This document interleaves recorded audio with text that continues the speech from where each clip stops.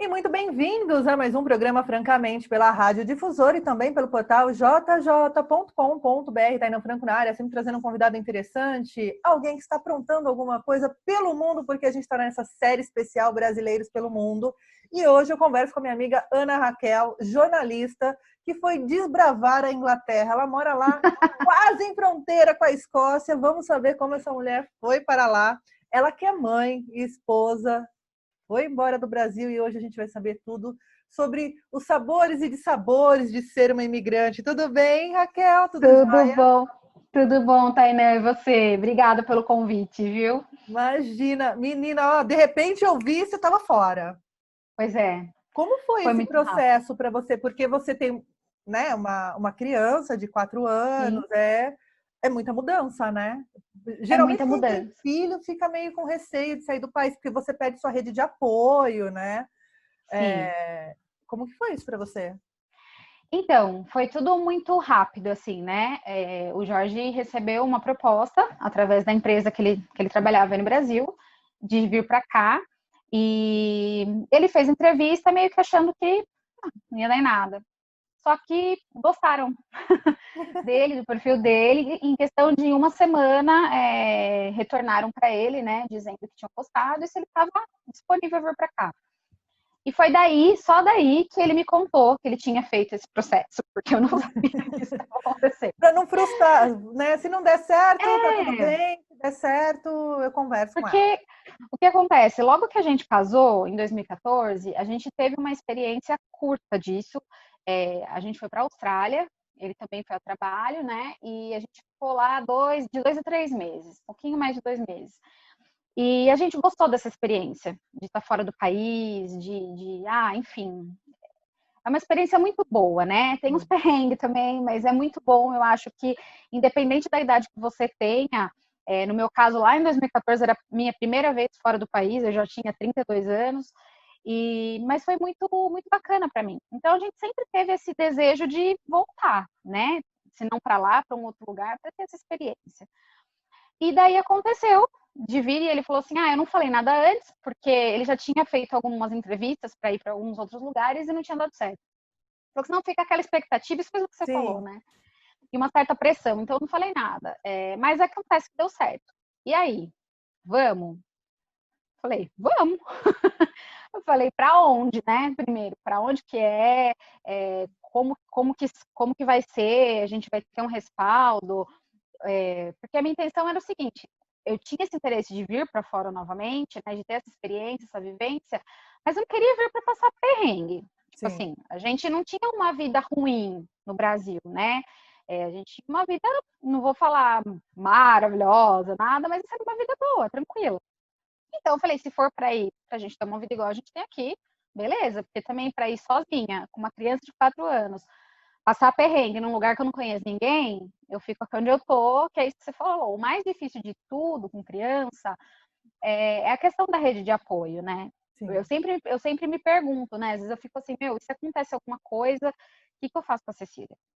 Né? Tipo, que nem agora, né? Essa questão da pandemia acontecendo. Eu falo pro Jorge, pelo amor de Deus, a gente não pode ficar doente, porque nós temos uma criança sob nossa responsabilidade, e a gente não tem com quem contar. Sim, entre aspas, a gente tem alguns amigos aqui que a gente Uhum. fez, mas é diferente de você ter a sua rede, que a criança está acostumada, né? Os avós, os tios, enfim. Mas foi tudo muito louco e foi tudo muito rápido, porque ele fez essa entrevista em agosto. Na verdade, eles queriam que ele viesse para cá já em setembro, mas por conta dos processos de visto, ele ter que fazer a prova de validação do inglês, as datas não batiam, então a gente Uhum. acabou vindo para cá só em dezembro. Mas ainda assim, foram tipo 4 meses que a gente teve aí para correr com tudo, né? Porque tem uma Então foi uma loucura. burocracia, né? Quando você vai mudar. Quando você vai com um contrato de trabalho, é uma coisa, né? Você Sim, tem que tirar toda a papelada, mas eles já tinham. É mais fácil, né? Porque eu estou vendo que sim. muitos brasileiros estão vendendo carro, estão largando emprego para tentar. Quando eu morei em Portugal, muitos brasileiros me perguntavam, acho que por conta da língua, né, da similaridade e tal, aparentemente é mais fácil a adaptação, de fato pode ser. Mas muita gente estava indo numa onda, tipo, de ver artista morando fora e achar que é tudo mil maravilhas. e larga tudo no Brasil e vai na louca. Lá eu arrumo emprego e se nada der certo, trabalho de garçom. Sendo que para trabalhar de garçom em Portugal, você tem que falar 3, 4 línguas. Sim, não é tão Né? fácil assim, né? Sim. A gente veio para cá com uma certa estabilidade, porque o Jorge já veio com o emprego dele certo, garantido. Daí tem uma parte muito burocrática, né? Para a questão do tipo de... Nossa, tô com um vírus na cabeça, gente. Do tipo Vai, de visto. Corona! Show! Do tipo de visto, né? Mas, assim, eu admiro quem largue tudo e venha em busca de uma nova vida mesmo, pelo motivo que seja. Mas eu acho que tem que ter o pé no chão, porque nem tudo é fácil, nem tudo é simples, né?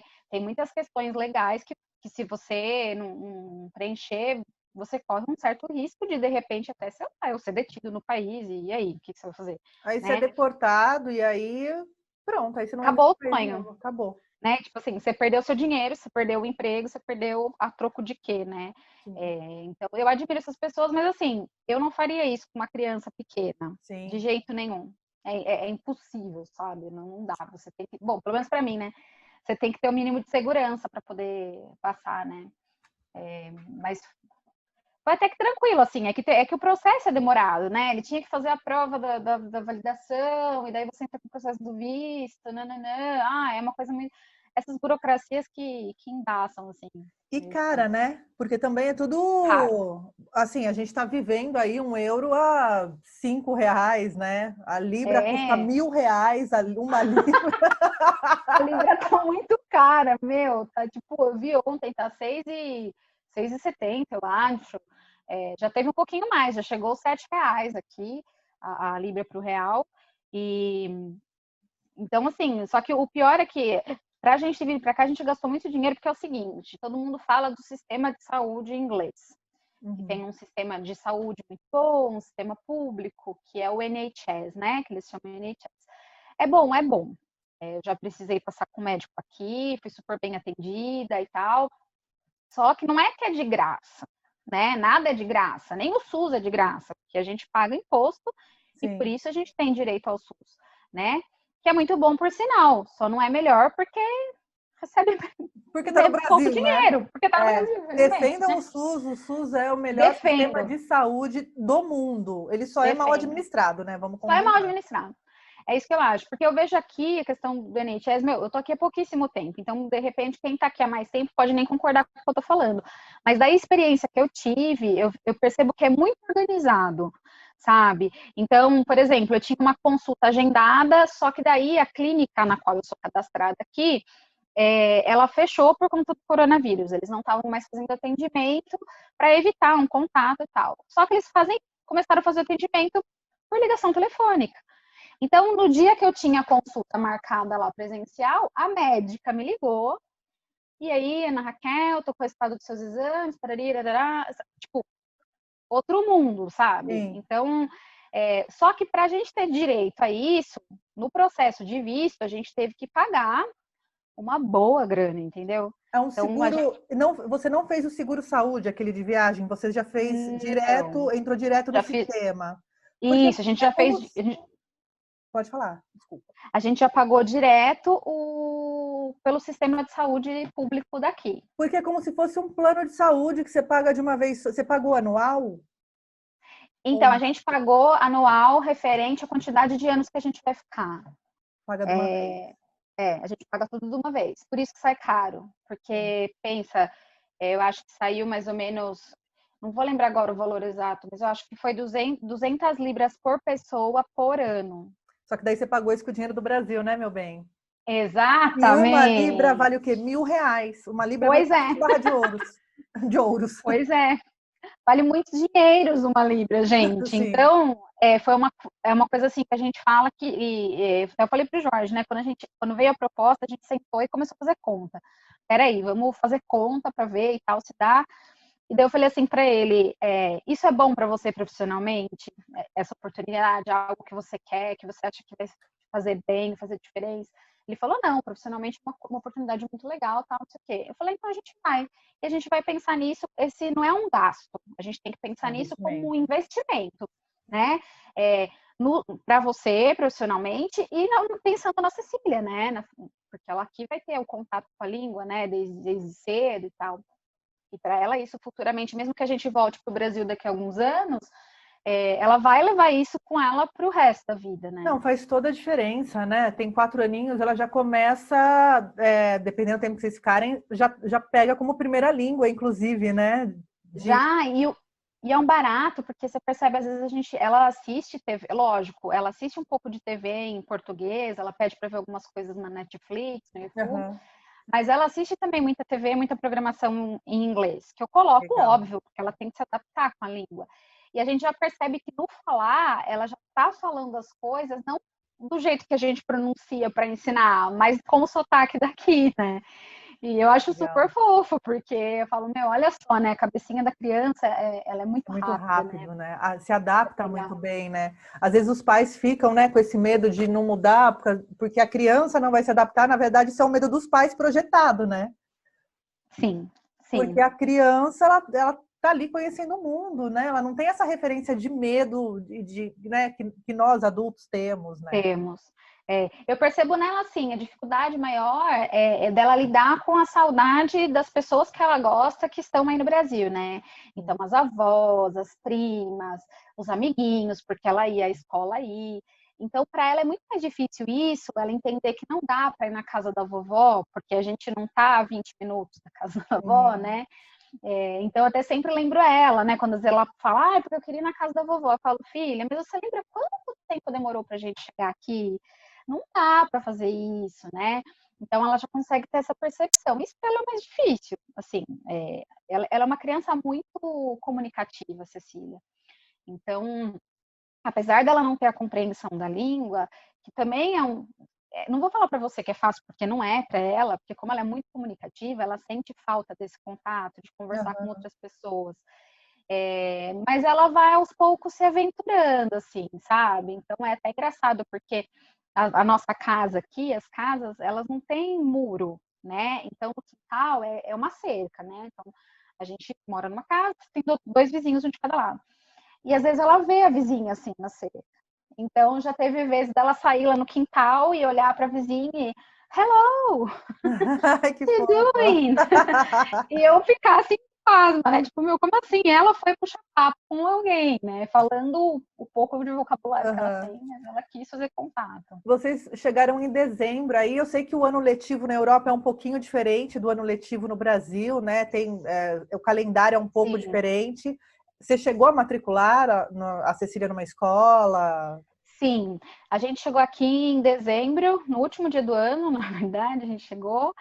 E daí aqui o ano letivo começa em setembro, né? E então, quando a gente chegou aqui, já fazia 6 meses que as aulas tinham começado.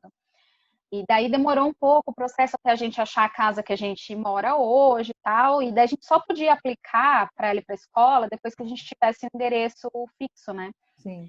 E daí a gente mudou para cá em fevereiro, foi mais ou menos um mês para achar a casa e tal.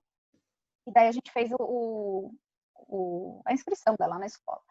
E daí mas foi assim, a gente fez inscrição numa semana, na semana seguinte ela já começou a aula. Acho que foi 7 de fevereiro, se eu não me engano, ela começou. E ela começou a ir para a escola. Eu até fiquei assustada, porque eu imaginei que nos primeiros dias eu ia poder acompanhá-la, mas a coordenadora falou: então, segunda-feira a Cecília começa, tal. Deu, então tá bom, que hora nós devemos estar aqui? Você deixa ela na porta às 9 horas da manhã. Deu, não, como assim eu deixo ela na porta? Eu falei, mas ela não fala nada, como que eu vou deixar ela aqui? Só vocês têm alguém que fale português? Não, a gente não tem ninguém que fale português aqui na escola, mas fique calma, a gente tá acostumado com criança, tal, não sei o quê. Enfim, foi aquele negócio de doeu aqui no coração da Coração mãe, de né? mãe ficou apertado. Ficou, apesar dela ser muito é, ela é muito Desenvolto. autônoma, a Cecília é muito desenvolta, sabe, tal, mas num lugar que ela não conhece, numa língua que ela não entende, você fica com receio, né? Mas enfim, ela começou a ir. E só que daí 20 de março fechou, né? 20 de março teve o lockdown Lockdown. e fechou tudo. As escolas voltaram agora dia 1º de junho. Na verdade, a turminha dela tá voltando agora dia 15, né? Voltou dia 15. E só que aqui, o que acontece? Você não é obrigado a mandar a criança para a escola agora por conta dessa questão do coronavírus. não está tendo uma obrigatoriedade dos pais enviarem a criança para a escola, então a gente continua recebendo material em casa. Só que no caso da Cecília, a gente vai ter que voltar ela para essa série, ela vai ter que refazer esse ano escolar, porque ela chegou aqui na metade do ano letivo, a professora e a diretora da escola acreditavam que nos próximos 6 meses ela daria conta de alcançar a turma. Uhum. Só que como teve essa ruptura, e gente, aprendizado em casa, com uma mãe que não é professora, não é a mesma coisa, né? Sim. Numa outra língua ainda, tipo, é muita coisa para você administrar, entendeu? O ensinar o idioma para ela, o ensinar passar o conhecimento, né? O aprendizado que está vindo da série que ela estava, é muita coisa. Então a gente conversou, né? Eu conversei com a professora dela primeiro. Depois a gente conversou com a diretora sobre a possibilidade dela refazer esse ano, no próximo ano escolar, porque afinal de contas ela teve 1 mês de aula. Sim. E a gente sabe que ela não ia ter as habilidades suficientes para dar continuidade, né? Então eu fiquei preocupada, porque eu falei, gente, poxa vida, ela vai ver as outras crianças fazendo 1000 coisas e ela vai se sentir capaz, porque ela não desenvolveu, ela não teve tempo hábil para desenvolver tudo isso. Claro. E graças a Deus elas super compreenderam a situação, né? Falou, não, imagina, ela chegou na metade do ano, sem ter domínio do idioma, e daí fechou tudo, fique tranquila. É importante essa sua serenidade também para tratar do assunto, né? Porque poucas mães teriam essa habilidade emocional de lidar com isso, né? Eu querer passar o filho de ano de qualquer jeito, enfim. É tão importante ter essa consciência, né? Até sobre o tempo de maturidade da criança, respeitando o tempo de desenvolvimento, sabendo de todas as circunstâncias aí que envolveram esse primeiro semestre dela na escola, né? Porque a gente fala, ai, não, 4 anos, aprende o quê na escola? Cara, aprende o conhecimento básico, né? Tá formando a base que ela vai levar até o último ano de estudo da vida dela, né? Tem gente que não acha importante, né? Mas é a fase mais, até o 7, sei lá, a alfabetização ali é a fase mais importante mesmo, né? E aqui é bem puxado esse comecinho de vida escolar dele, sabe? Então, as crianças da sala dela, todas já sabiam as letras, já conheciam os sons das letras, já sabiam. Ela veio no primeiro dia de aula com um desenhinho feito pelos amigos, e os amigos escreveram o nome dela, de escutar o som do nome dela. Então, quer dizer, eles já têm essas habilidades desenvolvidas eu acho, cedo. Para mim foi até um baque. Né? Primeira semana de aula, a professora me entregou o caderninho e falou, olha, tem aí as letrinhas do nome dela e eu preciso que você faça com ela todos os dias, ela copiar o nome dela para ela aprender a escrever o nome dela. E eu fiquei assim, meu Deus, ela só tem 4 anos, por que ela precisa escrever o nome dela? Mas, tipo, tá bom, tem que fazer isso, vamos fazer isso, né? Mas eu tive, sim, essa tranquilidade, eu acho que até porque, assim, a Cecília, ela frequentava uma creche aí em Jundiaí, que é o Manuel Aníbal Marcon. Ai, que tem a pedagogia Waldorf, não é? Isso, eles seguem eles têm uma inspiração Waldorf, né? Mas eles seguem uma inspiração mais humanista, né? Dessa questão do respeito ao tempo da criança. É lindo, né? Esse trabalho deles lá, é lindo, lindo. É sensacional. É sensacional. A gente até vinha numa luta aí, pedindo muito para que a Secretaria de Educação pudesse dar uma continuidade, né? De ter um G4 e um G5, porque aí a creche vai até os 3 anos, né? Que tivesse um G4 e um G5, que seria o jardim e o pré, seguindo o mesmo molde, né? Porque a gente percebia que é uma coisa tão bacana. E foi assim, aí na creche que eu percebi a importância de respeitar o ritmo dela, né? Então, até o ano passado, ela ia no primeiro e no segundo aninho, ela ia à tarde para a escola. Daí eu comecei a perceber que, não estava dando muito certo. Estava chegando a hora de ir para a escola, ela estava ficando com sono, e daí ela já ia emburrada, ela chegava dormindo, e estava sendo um estresse. O que eu percebi? A Cecília precisa estudar de manhã, porque ela tem sono na hora do almoço. Ela acorda às 6 horas da manhã e meio-dia ela está com sono. Então não faz sentido eu mandar essa criança para a escola a 1 hora da tarde. Né? Então eu pedi para mudar ela de horário lá e tudo voltou a caminhar normalmente. E foi daí também que eu tive essa percepção de perceber, quando começou a vir as atividades aqui para casa, com o início da pandemia, de que certas atividades que vinham de sugestão, a Cecília ainda não tinha as habilidades para fazer. E que eu obrigar ela a fazer uma coisa não ia dar certo, sabe? A gente tentou, eu tentei fazer algumas coisas com ela, daí tinha dia que ela se estressava, que ela acabava chorando, e daí eu acabava me sentindo uma, com perdão da palavra, uma mãe de merda. E daí eu falei, não tá certo isso, não tá certo. Se ela não tá conseguindo fazer, é porque ela ainda não aprendeu, e tenho que ver o que eu vou fazer com isso. E daí, conversando com uma amiga que é pedagoga, conversei com uma amiga pedagoga, conversei com a professora dela, que foi professora dela na creche, que a gente tem contato, comecei a reportar o que estava acontecendo, e daí elas começaram a me dar algumas ferramentas para trabalhar com ela, e para perceber, olha, ela ainda não está nesse ponto, ela está um passo atrás, ela primeiro precisa aprender a segurar o lá, precisa fazer um movimento, ela ainda não está na época de começar a fazer a letra, né? Então, vamos dar um passo para trás, vai com calma, não sei o quê. E daí, conversando muito, né, com a professora dela, desabafei um dia, falei, tô desesperada, porque ela vai para a próxima série e ela vai ficar se sentindo mal e tal. Não sei o que fazer. Daí ela falou assim para mim, você sabe o que fazer. Escute seu coração de mãe, você conhece sua filha melhor que ninguém, você sabe o que fazer. E daí que me veio esse insight de, não, eu vou pedir para segurar mais um ano. E eu acho que para mim isso é muito tranquilo, sabe, Tainã? Porque eu acho que assim, por que existe o tempo, a idade? Ah, não, ela tem que passar de ano a qualquer custo. Não, ela não tem que passar de Não ano a qualquer tem, custo. não tem. Porque Entendeu? isso traz frustração, né? Sim, Para a família, para a criança. Você sobrecarrega uma criança que vai se sentir frustrada, vai dificultar ainda mais o aprendizado, enfim. Isso ia virar uma atrapalha. bola de neve, Exato. sabe? E daí, quando ela tivesse que realmente se dedicar e fazer um dever e estudar, ela não ia querer. Então, eu falei, Sim. meu, vou ferrar com a vida da criança? Não, não. Ai, desculpa. Não, O foda-se, vamos falar de linguajar. palavrão, vamos falar palavrão, não tem problema. Esse programa pode. Então Viu? tá Você ótimo. está toda falando de filha porque é coisa de mãe. E Raquel, É, mulher, como está? Porque também você tinha nossa, uma carreira dentro do jornalismo aqui, a gente sim. trabalhou junto na TV, na Rede Paulista. Aí você virou mãe, né? Como que tá para você? Como que foi para você, mulher, essa mudança? Sair de perto, além de sair de perto da rede, né? De ter toda a preocupação com a Cecília, com o Jorge, tudo. E você, como você ficou nessa transição? Porque até agora você tá a mulher mais forte A do mãe, rolê, né? a mãe, É, a esposa. Não, tem que fazer, vamos fazer. Porque você também tinha uma rede de amigos, né? Uma rede sim. social, familiar, né? A mulher mais forte do rolê que chora baixinho debaixo do chuveiro. Exato.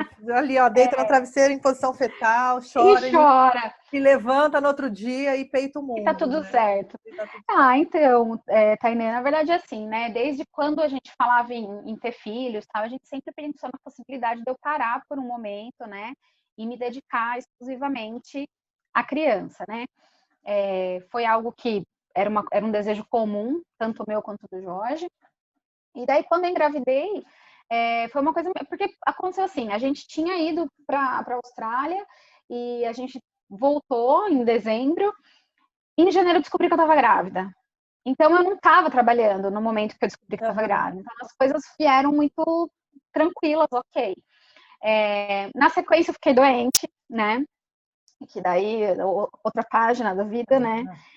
A Raquel E enfrentou um câncer durante a gravidez, passou por esse momento também, e foi uma experiência dentro de uma experiência, né? uma experiência dentro de uma experiência, exato. Porque, né, você tá grávida do seu primeiro filho, já é assustador, eu acho.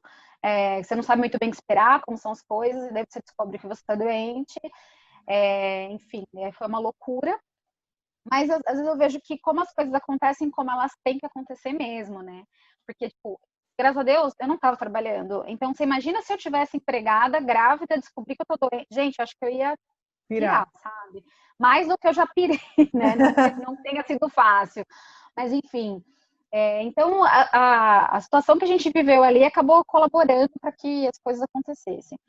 E eu sou muito grata, na verdade, né, Tainã, por ter podido ficar em casa cuidando da Cecília, porque eu vejo isso como um É um privilégio, privilégio. né? Quantas mulheres queriam ter esse privilégio de poder acompanhar o filho em tudo, de poder estar lá pertinho e não podem, porque tem que trabalhar, né? Às vezes é a única provedora da casa, né? Tem muita mãe solo que tem que trabalhar para poder garantir as coisas para o filho. A questão da maternidade ainda, né? Principalmente não foi o seu caso, mas a gente vive numa sociedade onde a maternidade é compulsória, né? A sociedade obriga que você case, tenha filho, é uma cobrança, né? E se cobra da mulher ser a melhor profissional, a melhor mãe, estar linda, preparada e sempre disponível para o seu marido. E essa mulher que se pinta não existe. Ela não precisa existir. As mulheres se cobram e se frustram para tentar alcançar essa mulher que, na verdade, é uma criação né, do patriarcado. Aí você tem que ter tudo e tudo tão bem e tudo tão linda e sempre com unha feita e a criança sempre pronta para a foto da família, né? É impossível. Não é impossível, gente. Eu acho que se romantiza muito a maternidade, se glamoriza muito a maternidade, a própria gestação. Eu lembro que uma vez eu cheguei no consultório da minha médica e falei assim para ela: doutora, cadê o glamour? Cadê o glamour? Eu falei, não tem nada de glamouroso nisso, eu tenho dor aqui, eu tenho dor ali, eu não consigo fazer isso.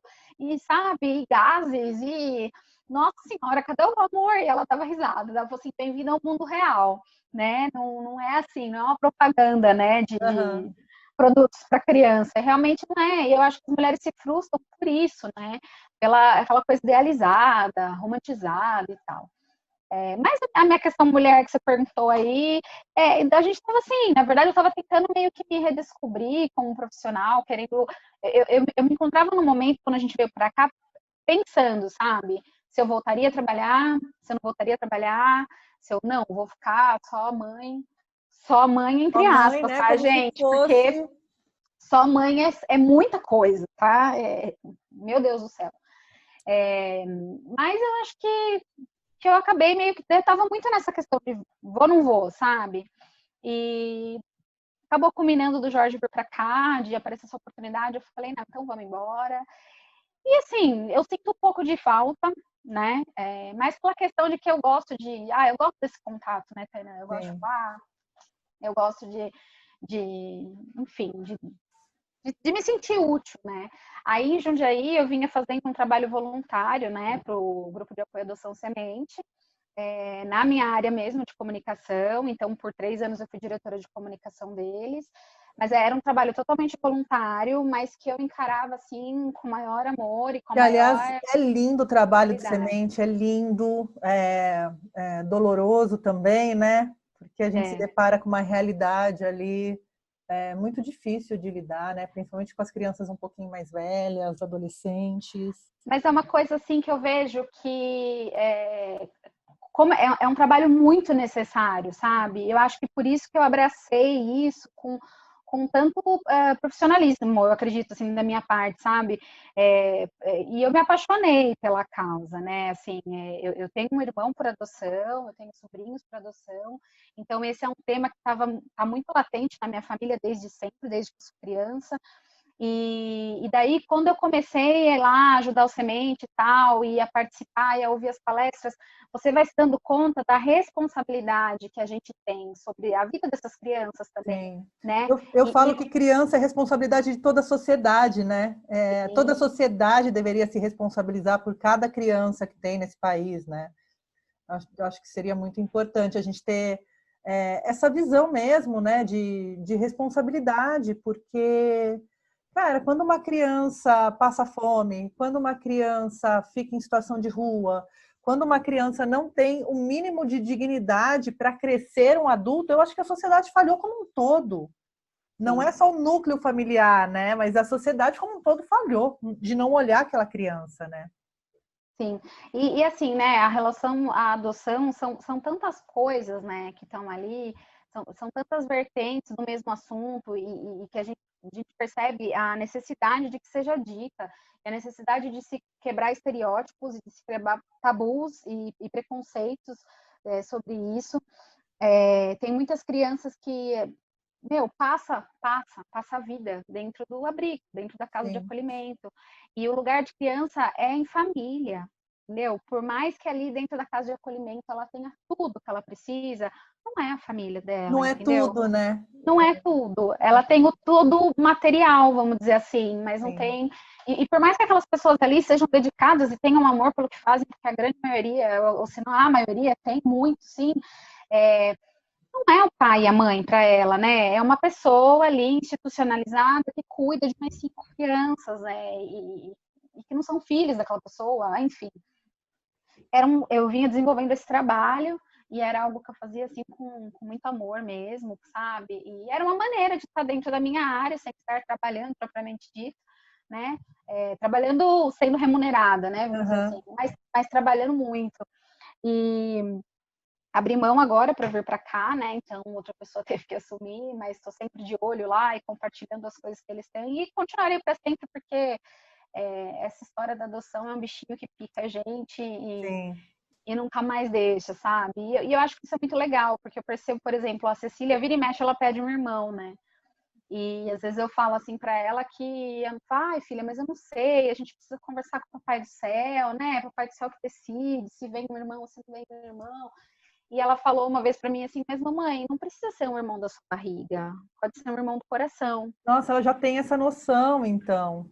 Ela tem essa noção, né, do irmão do coração. Ela tem amiguinhos que são, né, adotivos e a mãe, os pais sempre trataram com muita naturalidade, todas as crianças sabem e tal. Uhum. E para ela isso é muito natural. Então, para mim, isso já é um grande ganho, porque eu estou conseguindo criar uma pessoinha que não tem esse preconceito que a maioria das pessoas tem, sabe? Que entende que todo mundo, toda criança tem direito a uma família, né? Sim.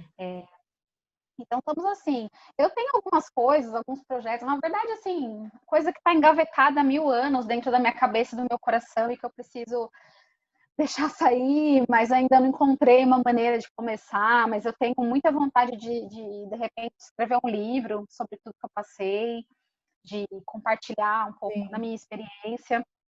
Eu acho que, não que, nossa senhora, então você tem uma história sensacional para contar. Não, não é isso, não é nesse sentido, mas é no sentido de que quando eu passei, eu fiquei muito em busca de alguém que tinha passado pelo mesmo, para eu poder me Sim. estruturar, para eu poder ter força. Então, nesse sentido, sabe? Então, é um desejo que vem, nossa, lá de trás, mas que eu ainda não consegui botar no papel, sabe? E para cá, assim, né? No primeiro momento, o objetivo era, o nosso plano era, primeiro ano a gente vai se adaptar. Então, Cecília na escola e eu vou estudar para aprimorar o inglês e tal, porque faz Você muito falava tempo. inglês já? Você já falava Eu bem inglês? falava, assim, não que eu seja super fluente, não tenho um nível avançado, mas eu tenho um nível intermediário de consigo me fazer entender, sabe? Não vou morrer de fome, consigo pedir uma explicação, consigo me comunicar. Mas fazia muito tempo que eu não estudava, né? E inglês é que nem andar de bicicleta. Na verdade, você nunca esquece, você tem sempre que ficar relembrando, né? E só que por conta de essa pandemia aí atrapalhou os planos de todo mundo, né? Sim. Então a gente está no stand-by, porque a ideia era, enquanto a Cecília está na escola, eu também estaria na escola estudando esse período, e para depois pensar no futuro, se de repente, sei lá, eu ir atrás de algum emprego aqui, nem que fosse um meio período, mas mais para estar fazendo alguma coisa mesmo, né?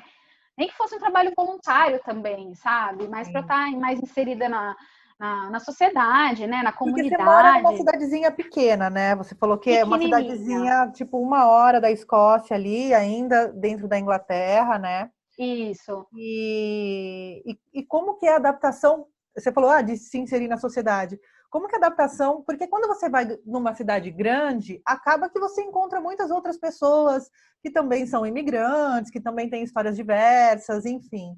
Eu acho que, de repente, nas cidades grandes, você mudar para São Paulo é uma coisa, de repente você mudar para Itupeva é outra, em termos de inserção social, né?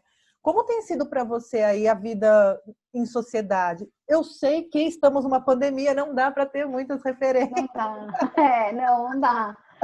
A gente, a gente tá meio perdido, assim, né? As pessoas me perguntam, e aí, como é que tá a adaptação? Eu falo, gente, eu acho que Não tá sei. boa, mas eu só tô dentro de casa, tipo, né? Eu vejo minha vizinha, hello, good morning, mas nada, né? Então, pra gente foi super surpresa, assim, né? A gente sempre escuta falar que o inglês é um povo frio, né? Distante e tal. Só que eu acho que até por a gente estar numa cidadezinha muito pequena do interior, isso aqui não se aplica, né? Os nossos vizinhos, gente, são pessoas assim super queridas, sabe, com a gente desde o primeiro momento e vivem dando as coisas para Cecília, sabe? Vem ela ali no quintal brincando, daí vem uma e dá um pacotinho de bala, vem outra oferece um sorvete. Na Páscoa, as duas trouxeram ovo de Páscoa para ela. As minhas vizinhas são mais velhas, elas têm netos na idade da Cecília, né? Então elas meio que adotaram ela como neta. Legal. E, e foi uma coisa assim muito legal pra gente, né? Que a gente tinha. Quando você sai do seu país, né? Está num lugar diferente, você tem esse receio, né? Ai, como que eu vou ser recebida, né? Porque a gente nunca sabe se a pessoa vai te olhar como, ah, beleza, essa pessoa está vindo aqui para trabalhar no meu país e pelo meu país, ou se está vindo aqui para roubar a vaga de uma pessoa de inglês, sei lá, né? Sim. Mas a gente foi super bem recebido, graças a Deus. Que bom. Eu ainda não tinha, né, essa inserção na comunidade local, vamos dizer assim, porque a Cecília começou na escola em fevereiro, então eu estava começando a ter um pouquinho mais de contato com as mães ali da escola, né, das crianças da sala dela. A escola estava fazendo alguns eventos, então a gente estava conseguindo estar um pouquinho mais dentro da escola também. Mas daí fechou tudo, então a gente não teve muito essa noção. Então, o que eu tenho de base, assim, de inserção na comunidade aqui é a minha relação com os meus vizinhos, O que né? já é um ótimo começo, né? Porque pelo menos Sim, você tem esse amparo aí do lado de a gente, casa, né? a gente se sente bem, porque você sabe que a pessoa está ali do lado. Então, logo na primeira semana que a gente estava nessa casa, a gente teve um problema no aquecedor de um dos quartos, que o cano onde passava água aquecida estourou. E cadê o registro? Vai procurar o registro, não acha, um encharcou, começou a encharcar o carpete, não sei o quê. Vamos fuar. O Jorge foi bater na porta do vizinho. Falei, meu, vai no vizinho, pergunta, né? E daí o vizinho veio e chamou o Jorge, mostrou pro Jorge dentro da casa dele onde que era e tal, não sei o quê. Enfim, ele nos ajudou a resolver o problema e tal. Então a gente percebe que, meu, a gente tem. A gente não está totalmente sozinho, né? Então eu sei que se eu precisar de alguma coisa, se for ali bater, eu posso contar, né?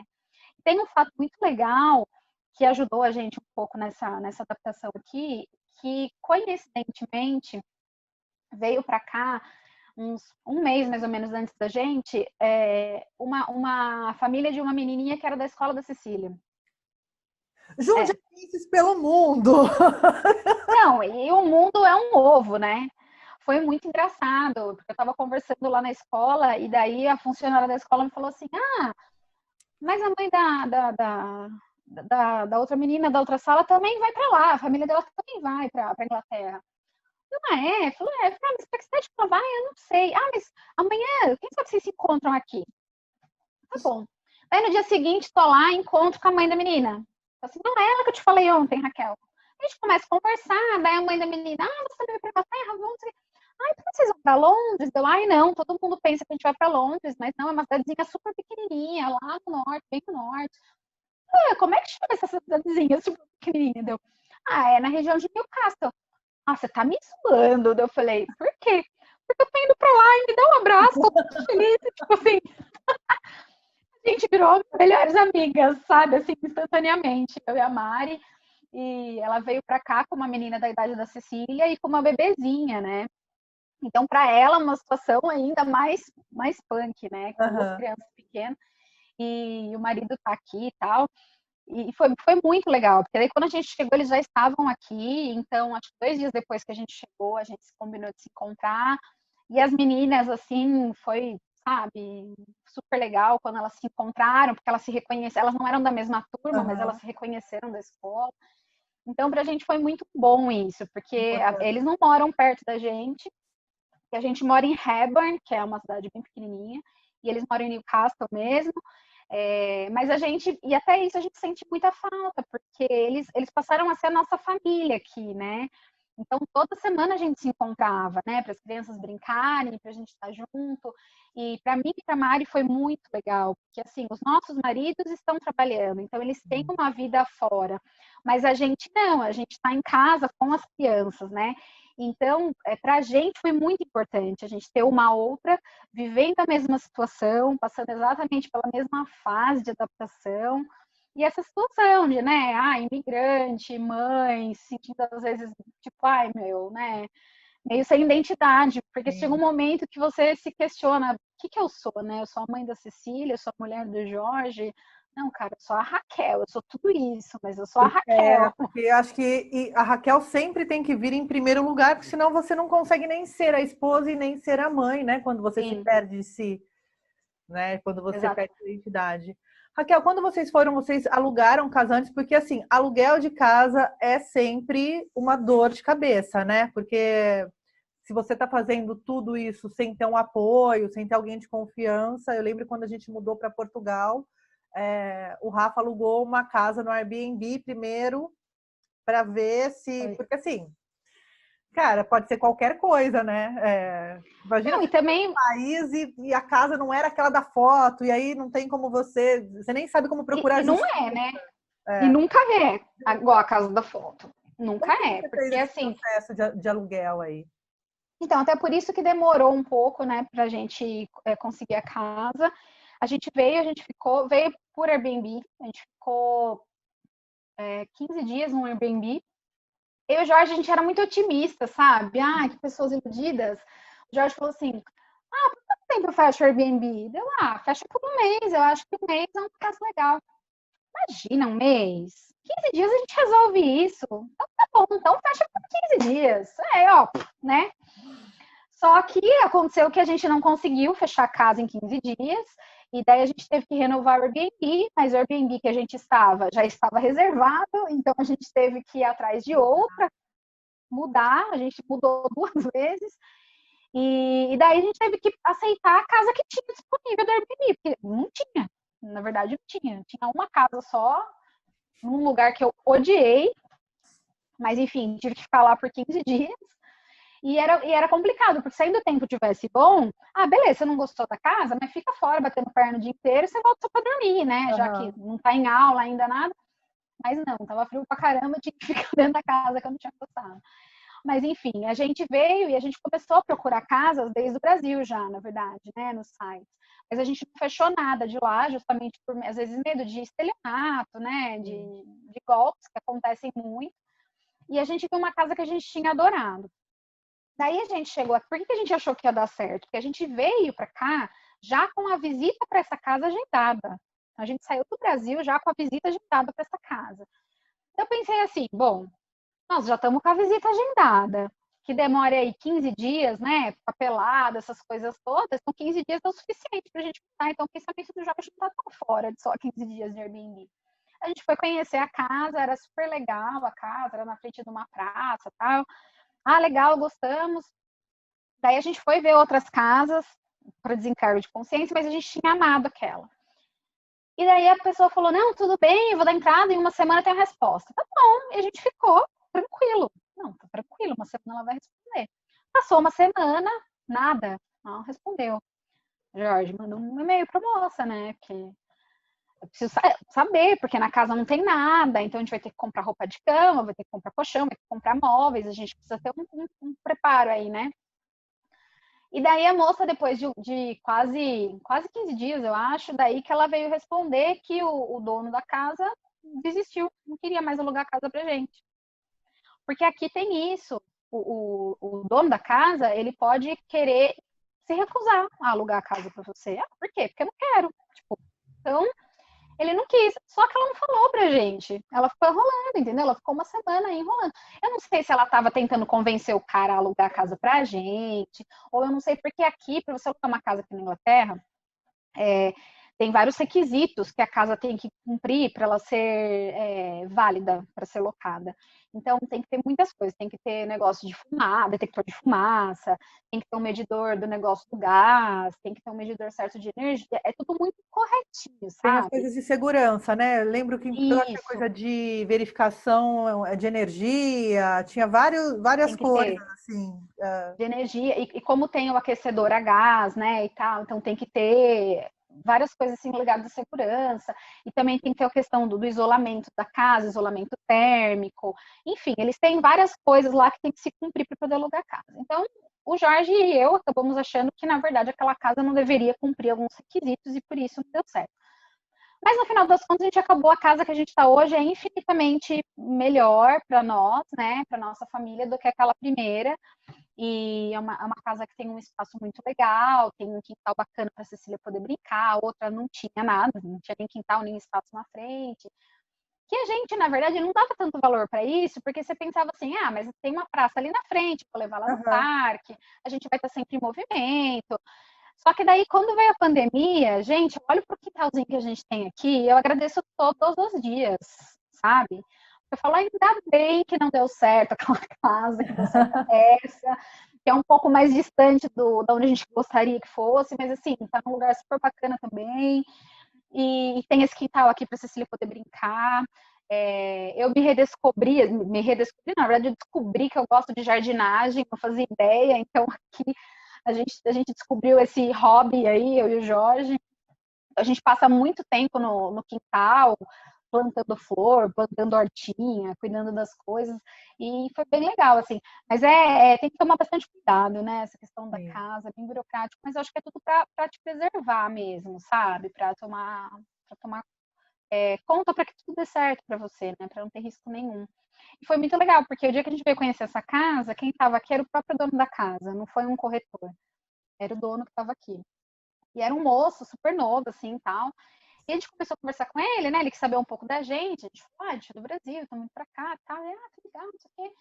Daí a gente falou, mas por que você tá alugando a casa, né? Daí ele falou assim, é porque eu tô indo para um trabalho voluntário por 2 anos, eu vou fazer um serviço voluntário ao redor do mundo. E daí eu tô deixando a casa por esse período alugada, né? Enquanto eu tô fazendo esse trabalho. Nossa, na hora eu falei, puta, podia dar certo, né? Porque olha que vibe boa dessa pessoa, né? Tipo, tá indo fazer um trabalho voluntário. Não sei, eu sou meio louca, assim, com essas coisas, porque aquela casa que eu falei que eu não gostei, o segundo Airbnb que a gente teve que ficar aqui, era uma casa muito. Aqui é tudo. Na Europa tudo é muito antigo, né? E a casa era muito, muito, muito, muito antiga, assim, sabe? E eu senti uma coisa muito estranha lá. Eu não sei explicar, sabe? Uma energia, assim. Não sei se você acredita nessas coisas. Claro, minha filha. Eu pergunto em casa justamente por isso, assim, porque quando a gente foi para Portugal, tinha N questões para se resolver, e uma, que é a principal para mim, era me sentir bem dentro da casa. Dentro da casa que eu estava. Eu falo, gente, eu falo, nesse momento que a gente está confinado, né? Eu falo, nossa, ainda bem que eu adoro minha casa, tem minhas plantinhas, aqui é um apartamento super pequenininho, mas assim, cara, ainda bem que eu gosto do lugar que eu estou, entendeu? Sim. Em Portugal eu morei num estúdio, né? Era um cômodo só, aí tinha um quintalzinho e tal, mas era perto de tudo, eu subia, via o porto, via o mar, tinha montanha, e aí eu falei, foi a menor casa que a gente achou lá, era pequenininha, comparado com outras que a gente estava vendo. Mas, cara, eu me sentia super bem lá, batia sol, sabe? Assim, não, então aqui eu me sinto super bem. Eu me sinto super bem. E quando a gente começou a ver as casas, a gente estava nesse segundo Airbnb, a gente foi ver muitas casas que eu falei para você, eu lancei, na foto é uma coisa, né? A gente vinha na foto, nossa, parecia uma sala. Eu falei, nossa, que espaço legal. Você chegava para ver, não era nada daquilo, sabe? Nada daquilo. Daí o quarto era, tipo, muito pequenininho, e daí o guarda-roupa, tipo, era um buraco na parede, literalmente. Era uma porta e tinha um buraco, com nada, assim. Eu falo assim, gente, como assim, sabe? E esse Airbnb, o segundo Airbnb, gente, eu não me sentia bem dentro daquela casa de jeito nenhum. Eu tinha crise de choro quase todos os dias. Era terrível, terrível.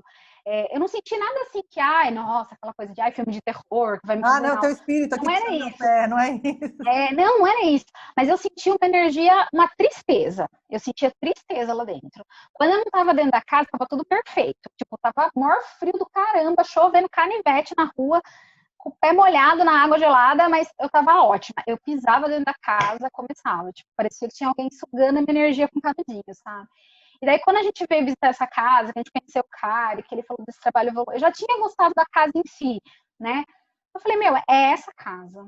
Vai dar certo, tem que dar certo, porque assim, o Jorge fica o tempo inteiro trabalhando, às vezes ele precisa viajar a trabalho, então eu vou ter que dormir sozinha na casa com a Cecília, então precisava ser uma casa que eu me sentisse bem, né?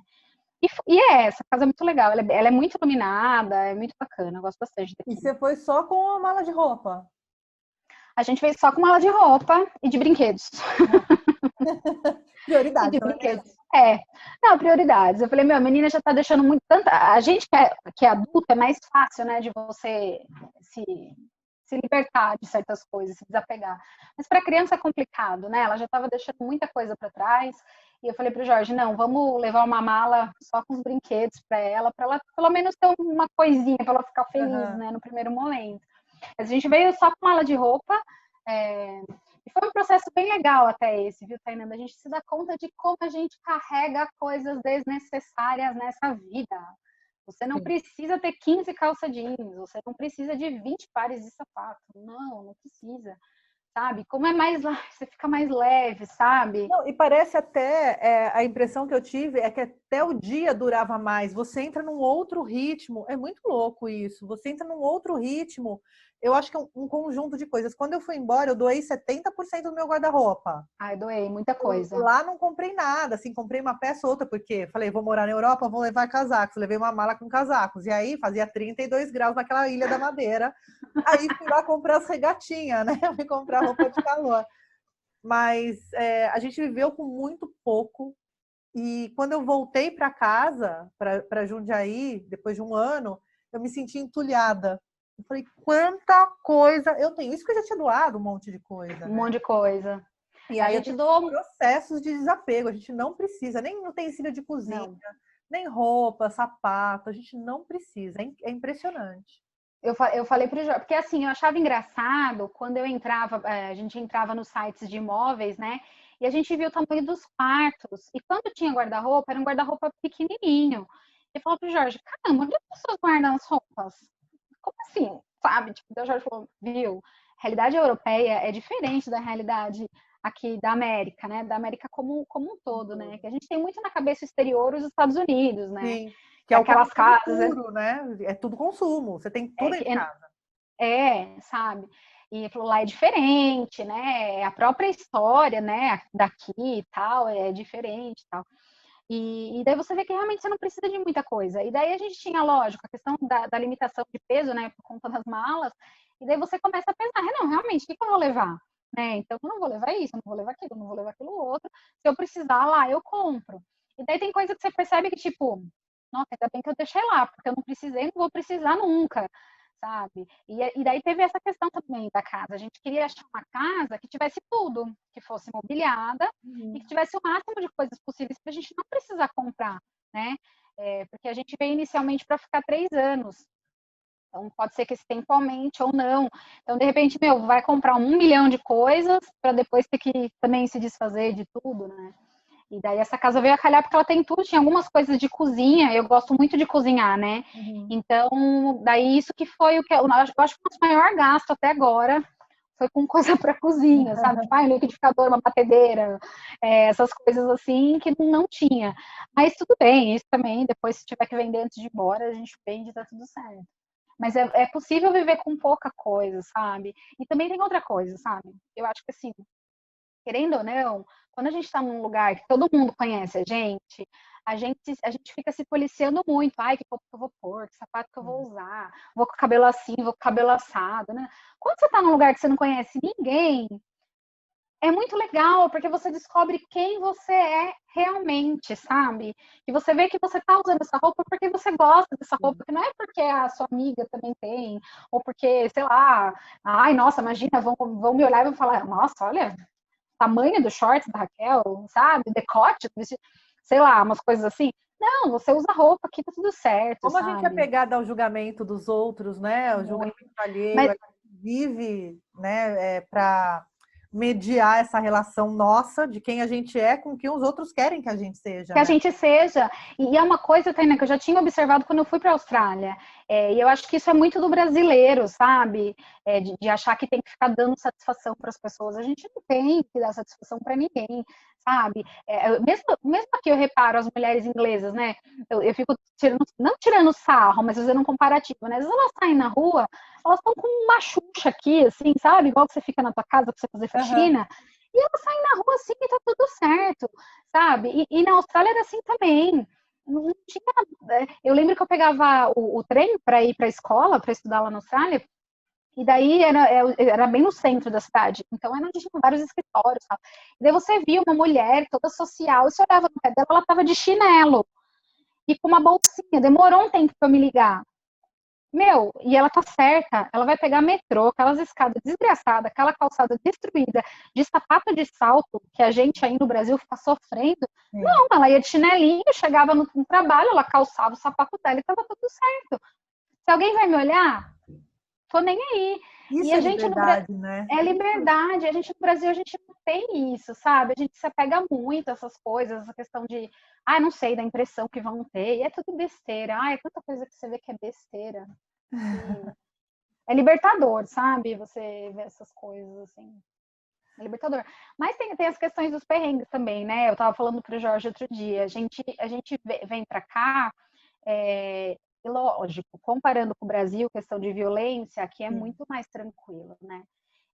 Mas eu estava vendo uma notícia numa página aí daqui sobre pedófilos. Então, eu achei até legal, porque eles têm uma questão de uma vigilância da comunidade muito grande. Então, se uma pessoa aqui ela tem esse crime, ela é obrigada, e ela não está presa, ela foi solta, enfim, ela tem que sempre reportar o lugar onde ela mora, né? Para a polícia e tal. Sim. E daí tinha um cara aqui que ele fazia acho que 2 anos que a polícia não sabia onde ele estava.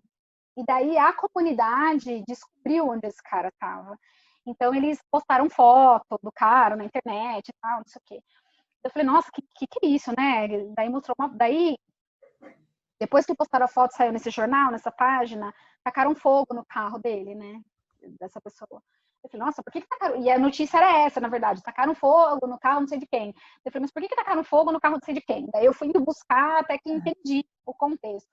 E daí eu me dei conta que tem muito casos, assim, sabe? De pedofilia, de crime contra a criança aqui. E daí eu falei pro Jorge, eu falei, então, eu fiquei triste, apreensiva por um lado, mas por outro eu achei bom eu ter achado isso, porque a gente tem uma falsa sensação de segurança. Sim. A gente vem com aquela cabeça de que, não, qualquer lugar é melhor do que o Brasil, não tem violência, só no Brasil, é só no Brasil que acontece essas coisas. Não Não, é em só todo no Brasil, lugar, em todo lugar, sabe? Em todo os focos lugar. mudam. Eu acho que a maneira que outros lugares tratam a pedofilia, essa história de ter que reportar, né?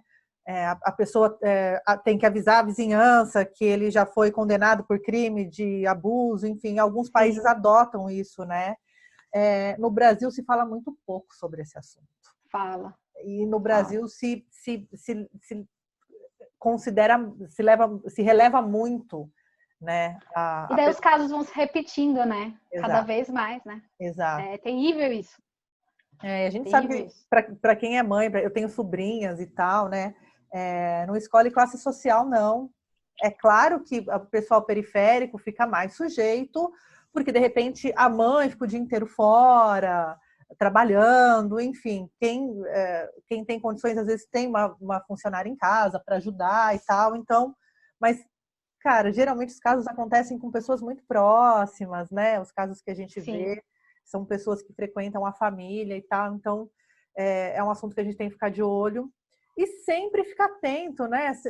O estelionato tem em qualquer lugar, furto tem em qualquer lugar, assalto tem em qualquer lugar. É claro que quanto menos a desigualdade a social do diferenciação. país, mais seguro você se sente, obviamente. É. E Mas isso que é legal aqui é isso, né? Essa questão salarial aqui da Inglaterra, que não existem grandes abismos, sabe?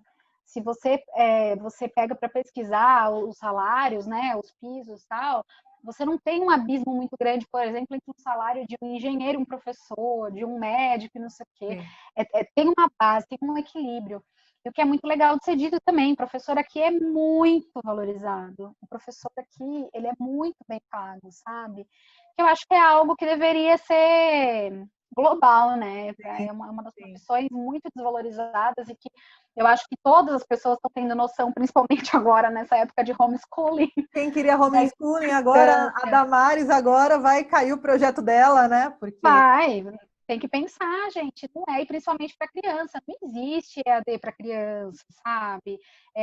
Não tem nem adultos, às vezes tem disciplina, eu sou muito disciplinada para certas coisas, sabe? Imagina criança, não, é coisa fora Eu acho que o EAD ele tira o principal, que não é nem relacionado com o estudo e educação em si, mas é relacionado com o contato social. A gente vai perdendo a chance de estar em sociedade com diferentes, né? Isso. Uma sala de aula, por exemplo, tem várias opiniões, várias pessoas, várias idades, enfim. E a gente vai se tornando uma pessoa cada vez menos tolerante à frustração. Porque daí qualquer coisa que nos confronta, né, que não é o que a gente pensa, a gente se abala, né? A gente fica E violento. é importante, e é super importante isso, porque eu vejo assim, né? A família é o primeiro núcleo social que a gente se enquadra, né? Só que dentro da família, muita coisa é tolerada. Então, quando a criança vai para a escola, certos comportamentos que ela tem dentro da família já não vão ser tolerados, né? Então, vamos supor, se ela tem mania de bater no irmãozinho, ela vai bater no amiguinho da escola, não é o mesmo tratamento que ela vai receber. Então, a gente vai aprendendo a se comportar, né, em sociedade. E lidar com o diferente, aceitar o diferente, as relações sociais. E assim, a gente já está vivendo numa sociedade cada vez mais individualista, individualizada. Então, você imagina se ficar cada um dentro da tua bolha, né? Não dá, não rola. Eu acho que é super importante essa questão do contato social, em qualquer fase, mas para criança ainda mais, né? Sim. Raquelzita do Brasil para o mundo! Oh, que parece. Ai, Mas é isso aí. adorei. Mas é muito bom, assim. É uma experiência muito boa, apesar de estarmos dentro de casa. Mas eu acho que é muito legal, sabe? É uma experiência que tem sido muito boa da gente poder ter esse contato maior com outras experiências mesmo, outras visões de mundo, sabe? A questão da bolha, né? Você sai da sua bolha Pura e você bolha, sai da zona de conforto e se redescobre, zona, né? Que sim, você não é você só tá aquilo, né? Que você achava que você era, ser muito maior, não, né? não, e das suas potencialidades também, né? Eu acho que aquilo que a gente falava, né? Que antes de eu ser a mãe da Cecília, a esposa do Jorge, eu sou a Raquel. Então você volta a se redescobrir, porque você está num lugar que você é você. As pessoas não te conhecem, ninguém sabe quem eu sou, ninguém sabe da minha história, ninguém sabe das minhas capacidades, do meu curso de graduação. Então, você tem que se fazer, e nessa de você se apresentar para o outro, você acaba se reafirmando, tipo, opa, né? Então é uma coisa, é muito legal, muito legal. Demais. Ó, daqui uns meses a gente se fala de novo, que eu quero saber, Raquel, fora de pandemia. Nossa senhora, eu também, não vejo a hora, gente do céu, que loucura Aqui a tudo gente isso. vai amargar uma pandemia, porque a pandemia da burrice aqui tá rolando solta, então acho que a gente vai ficar mais um tempo nesse vai, não vai, né? Cara, o pior de tudo é isso, sabe? Porque eu passei por uma fase aqui, né, de quando as coisas começaram aqui, aquela fase de ansiedade, de desespero, de chorar e tal, porque daí passou, ufa, daí começou aí no Brasil, daí eu passei tudo que eu já tinha passado, eu passei tudo de novo, porque todo mundo que eu amo tá aí, né? Então a gente tem, e a situação política do país tá uma Lamentável. loucura, então a gente não desliga, na verdade, né? Hoje de manhã eu estava assistindo o Jornal Nacional de ontem, porque eu queria saber das coisas, do que tinha O que tinha acontecido, enfim. acontecido. Olha, não recomendo, tá? Fique longe dos noticiários brasileiros para você manter sua saúde mental, que é super Sanidade importante mental. nesse momento. Sim, com certeza. Eu falo, quem cuidar da saúde mental na pandemia vai ter ali uma vantagem de mercado, de existência pós-pandemia, porque é só isso que vai importar, né? Sim, sim. Como é difícil, né? Mas olha, eu acho que isso é muito importante, porque as pessoas não dão valor, sabe? As pessoas. O lance que a gente falava de preconceito, não sei o que, né? Tem muito preconceito sobre quem faz terapia, né? Sobre quem procura um psicólogo, faz análise, as piadinhas que as pessoas fazem. Mas eu acho que diante de tudo isso, todo mundo está se dando conta do como é importante, né? Você se reconhecer e você tratar suas neuras, porque a gente tem que estar bem. A gente tem que estar bem. Porque nossa primeira casa é nossa mente, né? Com Então, se certeza. você não estiver bem ali, você não vai estar bem em lugar nenhum. Lugar nenhum. Em lugar nenhum, exatamente. Querida, obrigada, viu? Obrigada De pelo nada, papo. Aí, Raquelzinha imagina. pelo Mundo, a nossa série Brasileiros pelo Mundo, contando as experiências, né? Individuais, coletivas e extra-fronteiras aí. Saúde. Saúde.